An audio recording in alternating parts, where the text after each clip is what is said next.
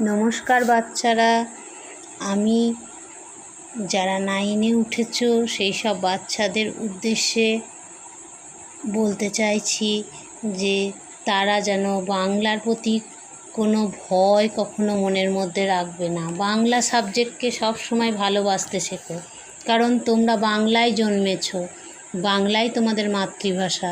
তাই বাংলা সাবজেক্টকে সব সময় ভালোবাসবে এবং ভালোবেসে কাছে টেনে নেওয়ার জন্য তোমাদেরকে যেভাবে পড়ানো দরকার আমি সেইভাবেই তোমাদেরকে পড়ানোর চেষ্টা করব এবং নানা রকম টিপস দেবো যাতে তোমরা বাংলা ভাষাকে ভালোবাসতে শেখো, বাংলা সাবজেক্টকে ভালোবাসতে শেখো এবং বাংলায় সবথেকে বেশি নাম্বার তুলতে পারো।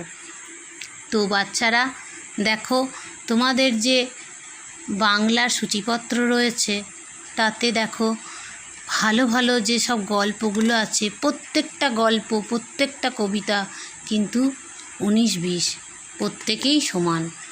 দেখো, যেমন কলিঙ্গ দেশে ঝড় বৃষ্টি, ধীবর বৃত্তান্ত, ইলিয়াস, দাম, ঝোড়ো সাধু, এই রকম সব খুব সুন্দর সুন্দর গল্প কবিতা আমরা পড়ব। তো এইগুলোকে আমরা যদি খুব আনন্দ করে গল্প করে খেলার ছলে পড়তে পারি, আমার মনে হয় নাম্বারটা তোমাদের অনেক বেশি আসবে। তো সাবজেক্টকে ভয় পেয়ে নয়, সাবজেক্টকে ভালোবেসে যদি তোমরা কাছে টেনে নিতে পারো এবং গল্পের বই যেভাবে পড়ো সেইভাবে যদি তোমরা পড়তে পারো, অবশ্যই নাম্বার অনেক বেশি পাবে। আমার মনে হয় যারা 70 পাও তারা অবশ্যই 90 পাবে। এবং তোমাদের কিভাবে 90 পেতে হবে, তোমরা কিভাবে এই সাবজেক্টটাকে কাছে টেনে নেবে, সেটা আমি তোমাদেরকে শেখাবো। আশা করছি তোমাদের অবশ্যই ভালো লাগবে।